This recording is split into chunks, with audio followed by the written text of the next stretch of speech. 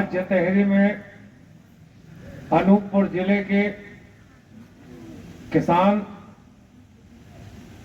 अनूपपुर जिले में आंगनवाड़ी आशा उषा कार्यकर्ता तत्वकारी साथियों का मोजर वेयर में कार्यरत ठेका मजदूर और विभिन्न विभागों में काम करने वाले, कोयला से लेकर के अन्य विभागों में काम करने वाले जो मजदूर साथी हैं, संयुक्त रूप से मजदूर और किसानों का एक संयुक्त सम्मेलन आयोजित किया गया है।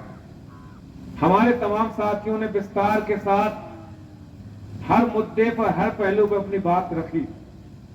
साथियों, जैसा कि हम लोगों को मालूम है कि आज जब हम लोग चर्चा कर रहे हैं तो और जो हमारा सम्मेलन हुआ, सम्मेलन में हम लोगों को संकल्प लेना है कि जो आजादी 1947 में हम लोगों को हासिल हुई, जो संविधान 1950 में बना, जो अधिकार हम लोगों को मिले, क्या इस देश की मां मतलब हमारी जमीन, इस देश का खेत, इस देश का किसान, हमारी रोटी, हमारी फसल, हमारी नस्ल जो है, इसको बचाने के लिए पहली बार हिंदुस्तान के अंदर आजादी के बाद हिंदुस्तान का नहीं दुनिया का सबसे बड़ा किसान आंदोलन चला।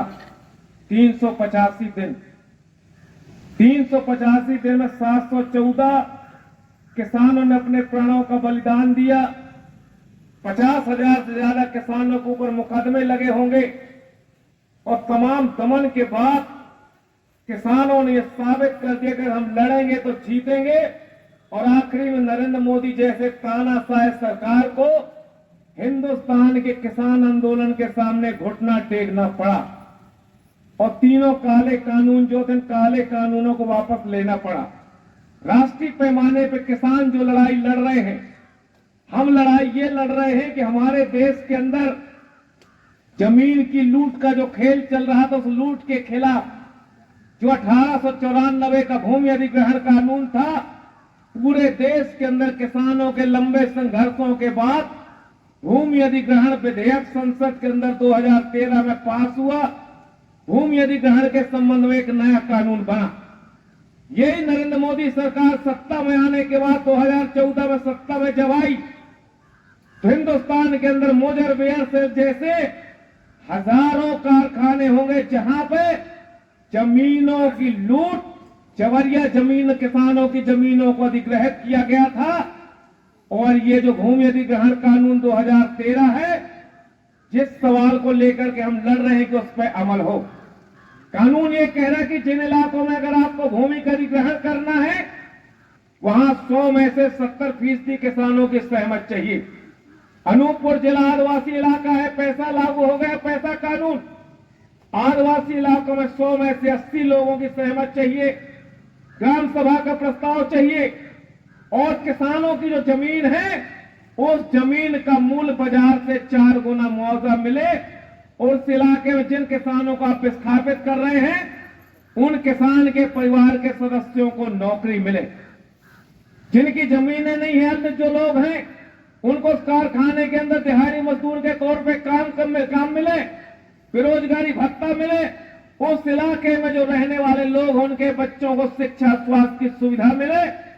ये तमाम अधिकार हासिल किए गए थे 2013 के कानून में।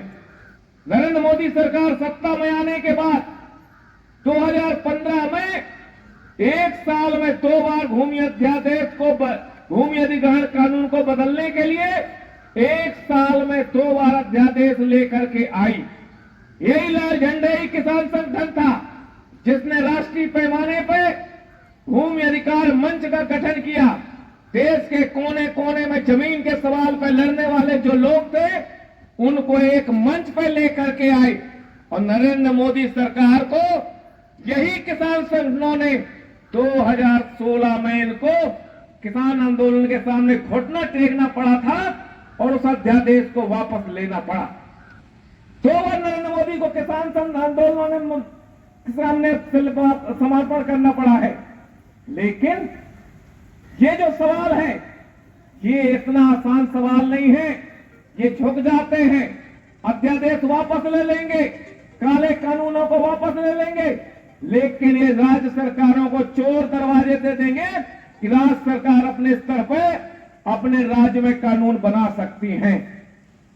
आज हालत ये, हम लड़ रहे हैं, अपन सब किसान हैं, हम लड़ रहे हैं कि हम अपने खेत के अंदर जो फसल पैदा करते हैं उस फसल का समर्थन मूल्य जो है, जिसको हम एमएसपी कहते हैं, न्यूनतम समर्थन मूल्य की हम मांग कर रहे हैं कि हमको न्यूनतम समर्थन मूल्य मिले और वो मापदंड होना चाहिए किसानों की जो तमाम तरीके की जो लागत है उस लागत में जोड़ा जाना चाहिए।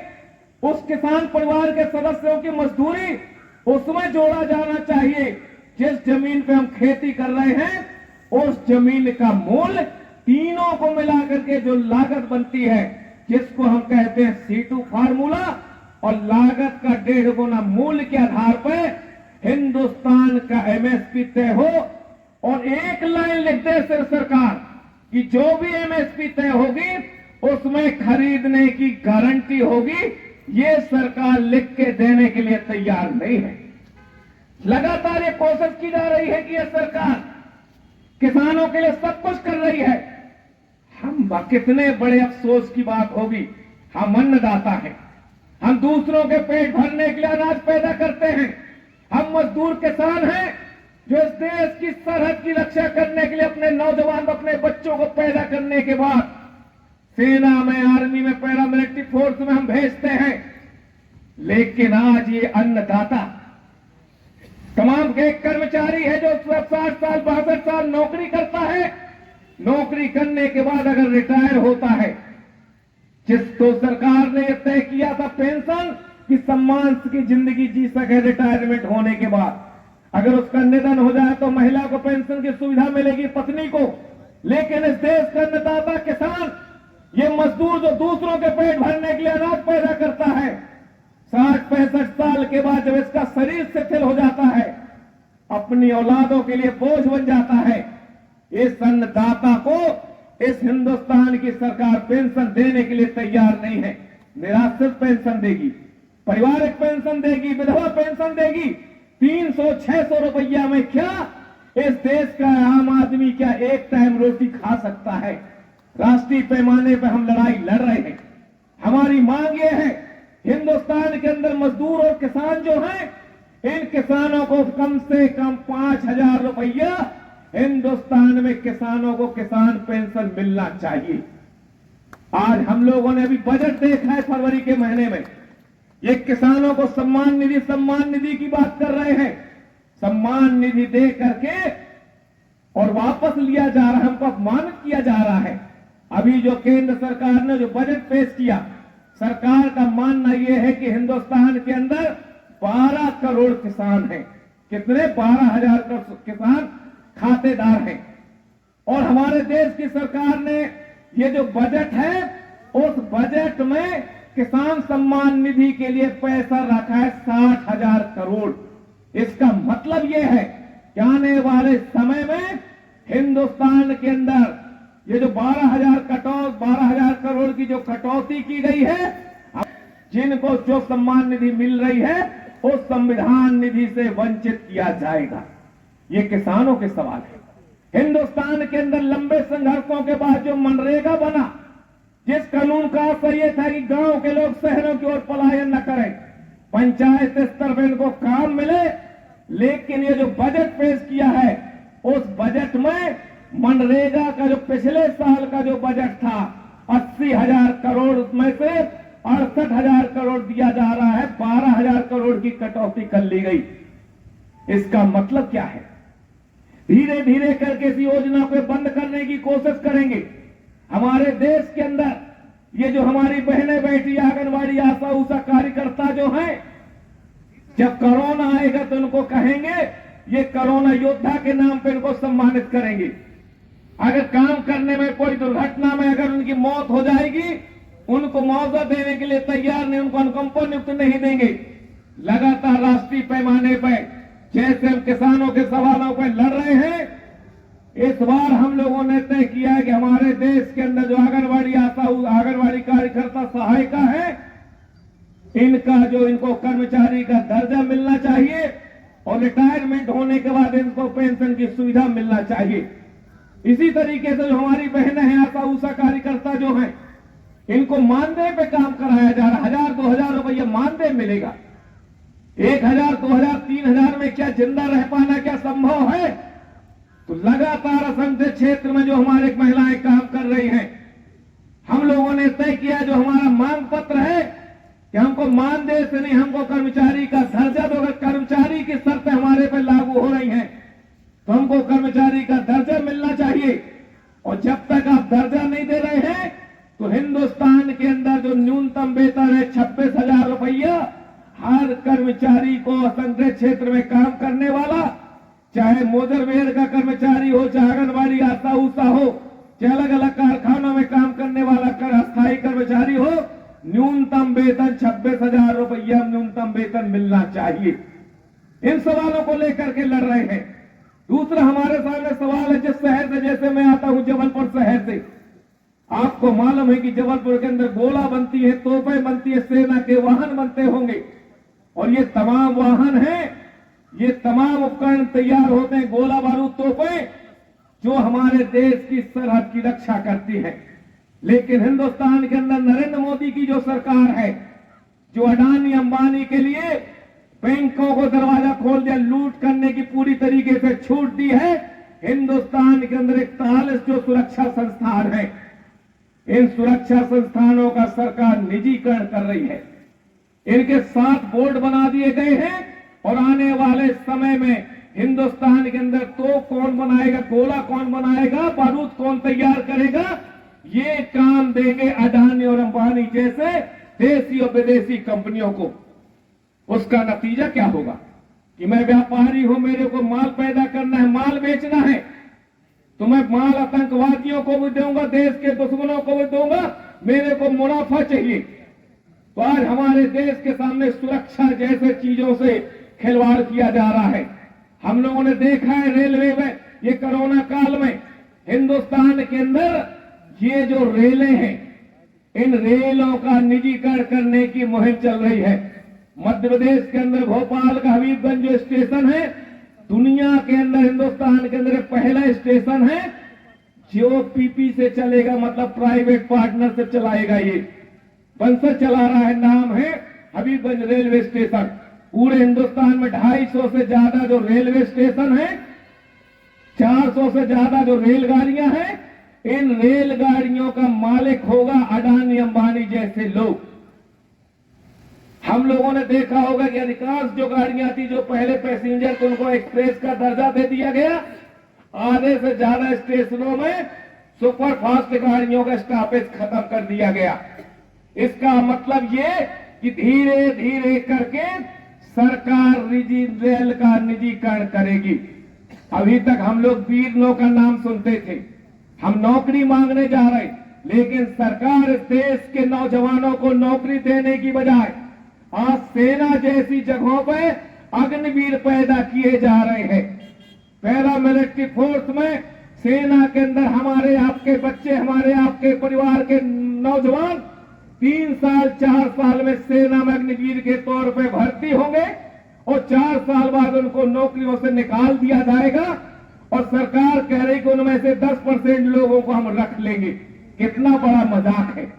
सेना के अंदर अग्निवीर होंगे, रेल के अंदर रेलवीर होंगे, बैंकों के अंदर बैंकवीर होंगे, और कहने का मतलब कि हर जगह पे इन नौजवानों को गुमराह करने के लिए 3 साल 4 साल का अघोषित ठेका मजदूर के तौर पे वीर शब्द ला करके उनको नौकरियां देंगे।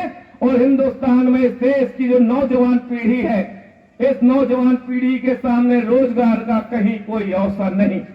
आज जब हम चर्चा कर रहे हैं, क्योंकि ये रैली दिल्ली की रैली है, राष्ट्रीय पैमाने पे देश के कोने कोने के मजदूर किसान उस समय शामिल होंगे, तो हम राष्ट्रीय मुद्दों पर ज्यादा बात इसलिए कर रहे हैं साथियों कि देश के अंदर नीति बनाने का काम केंद्र सरकार का, भारत सरकार तय करती है। आज ये कह रहे हैं कि लोगों को नौकरियां, पेपर में चल रहा है कि हर साल, पहले ने कहा हर साल 2 करोड़ लोगों को नौकरी देंगे। अब चुनाव 24 का चुनाव है तो कह रहे लाखों लोगों को नौकरियां देंगे। हम इनको याद दिलाना चाहते हैं, अभी हिंदुस्तान के अंदर जो सरकारी जानकारियां हैं, जो सरकार मान रही है हिंदुस्तान के अंदर सबसे ज्यादा अगर कहीं नौकरियां मिलती थी रेलवे में 2,94,000 पद खाली हैं। उसके बाद दूसरा विभाग था रक्षा मंत्रालय, जहां पर नौकरियां मिलती थी 2,83,000 पद खाली है। उसके बाद हमारे देश की केंद्र सरकार का, चाहे आप उच्च शिक्षा का मसला हो, चाहे तुम्हारा लेखा विभाग हो, चाहे राष्ट्रीयकृत बैंकों का मामला हो, इन तमाम जगहों पर जो पद खाली है, नरेंद्र मोदी की सरकार के सत्ता में आने के बाद 8 साल में हिंदुस्तान में 9,78,000 पद खाली हैं। और ये सरकार उन पदों को भरने की बजाय नरेंद्र मोदी की सरकार उन पदों को समाप्त कर रही है। तो इस देश के नौजवानों से हम यही तो उनसे गुजारिश कर रहे हैं कि ये टुकड़ा मत लो अग्निवीर जैसे पदों का। आज अगर हम लड़ेंगे नहीं तो हिंदुस्तान के अंदर 7 लाख जो पद खाली हुए हैं, ये सरकार उन पदों को समाप्त कर देगी। तो ये जो रैली है, ये जो 5 अगस्त का दिल्ली के अंदर जो प्रदर्शन है, ये बहुत बड़ा प्रदर्शन है साथियों। ये तमाम मुद्दे जिन पर हम लोग चर्चा कर रहे हैं, इन मुद्दों से जनता का ध्यान बांटने के लिए जैसे जैसे चुनाव करीब आएंगे, भारतीय जनता पार्टी, आरएसएस, नरेंद्र मोदी हिंदुस्तान पाकिस्तान करेगी, हिंदुस्तान चीन करेगी, जनता को दिग्भ्रमित करने के लिए हिंदू मुसलमान करेगी। और नरेंद्र मोदी तो आज से कहने लगा कि 2024 का जो चुनाव है, ये चुनाव लड़ेंगे हम राम मंदिर के नाम पे, धारा 370 के नाम पे। मतलब जनता के जो महंगाई पे चर्चा न हो, किसानों के मुद्दों पे बात न हो, बेरोजगारी पे चर्चा न हो, देश के संविधान पे बात न हो, इन तमाम असली मुद्दों से ध्यान बांटने के लिए हिंदुस्तान में सांप्रदायिक आधार पर ये ध्रुवीकरण करने की कोशिश करेंगे। एक रास्ता इनका ये है। दूसरा रास्ता इनका ये है, हिंदुस्तान के अंदर जो जनता, जब चुनाव होते हैं, जनता वोट किसी को दे, वो कहते हैं कि आप वोट किसी को दो, सरकार हमारी बनेगी।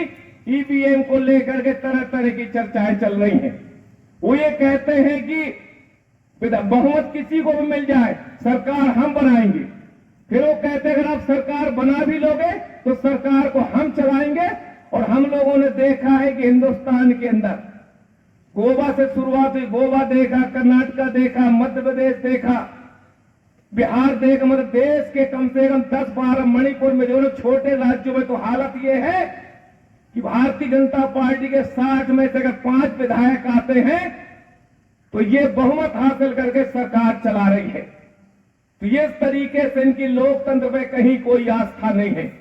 हिंदुस्तान के अंदर जो लोग अगर इनके सामने समर्पण नहीं करते हैं तो इनके पास जो अस्त्र है, ईडी, सीबीआई को बैठा देंगे और ईडी और सीबीआई का डंडा और उनका भय दिखा करके हिंदुस्तान के अंदर जो अधिकांश राजनीतिक पार्टियां हैं, उनके नेता घोषित तौर पर नरेंद्र मोदी सरकार के सामने समर्पण कर चुके हैं।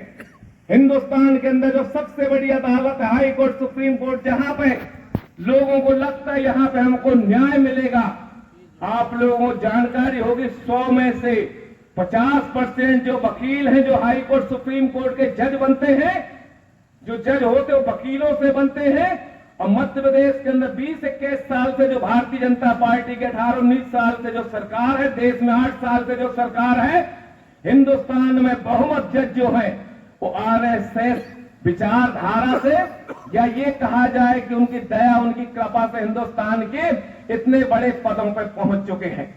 तो आज जो न्यायपालिका, जहां पे हमको भरोसा होता था, आज ये न्यायपालिका को, इस देश के संविधान को, इस देश की संवैधानिक जो संस्थाएं हैं, उन संस्थाओं को बीजेपी, आरएसएस कमजोर करना चाहती है। इसलिए हमारे सामने सवाल है कि हमारे देश का अम्बेडकर का संविधान रहेगा कि नहीं। ये अम्बेडकर के संविधान की जगह आरएसएस का जो ये नागपुर का जो इनका मुख्यालय, गोलवलकर का जो संविधान है, मनुस्मृति जो है, उसको हिंदुस्तान की जनता के सामने थोपना चाहती है। हिंदुस्तान की जो मूल आबादी, जैसा आबादी को हम आदिवासी कहते हैं, आदिवासियों की पहचान जल और जंगल और जमीन से होती है। हिंदुस्तान के अंदर जो मूल आबादी आदिवासी जंगलों के अंदर निवास करते थे, उनको जंगलों से बेदखल करने के लिए राष्ट्रीय अभयारण्य बनेंगे, शेर पाले जाएंगे, चीते लाए जाएंगे, आदिवासियों को जंगलों से बाहर करेंगे और आदिवासी कानून बन गया, वन अधिकार कानून की जो जंगल पे है उनको जमीन का मालिक मिलेगा, पट्टा मिलेगा। उन आदिवासियों को जंगल जमीन का पट्टा देने की बजाय अडानी अंबानी जैसे जो बड़ी बड़ी कंपनियां हैं, इन कंपनियों को अभयारण्य के नाम पे, इनको अलग अलग मदों पे ये सरकार हजारों एकड़ जमीन पट्टे पे दे रही है। तो हमारा कहना यह है, ये सिर्फ मजदूर CITU किसान सभा नहीं, ये जो लड़ाई है देश के तमाम देशभक्त नागरिकों से हम ये गुजारिश करना चाहते हैं कि 5 अप्रैल की जो रैली है, इस रैली में अधिक से अधिक संख्या में आप शामिल होंगे। और आप तमाम लोगों से हम कह रहे हैं कि आज अगर हमने इस सम्मेलन कर लिया, इस सम्मेलन के माध्यम से 200-500 लोगों तक हमारी बात गई, 1000 लोगों तक बात गई, लेकिन अनूपपुर जिले में 3 विधानसभा है, अनूपपुर जिले में लाखों की आबादी है। इन मुद्दों को आम जनता तक ले जाने के लिए ये कार्यक्रम खत्म होने के बाद दोनों जनसंगठन के साथ भी तय करना पड़ेगा कि आने वाले समय में 5 अप्रैल की दिल्ली रैली के लिए हम अलग अलग इलाकों में कहीं जीप जत्थे निकाले, कहीं मोटरसाइकिल निकाले, कहीं गांव के अंदर चौपालों में बैठक करें और 5 अप्रैल की जो दिल्ली रैली होगी उसमें पूरे मध्य प्रदेश के अंदर अनूपपुर जिला भागीदारी नंबर 1 पे जाएगा। इस आशा उम्मीद के साथ मैं आप तमाम लोगों को धन्यवाद देते हुए अपनी बात समाप्त करता हूं। इंकलाब जिंदाबाद।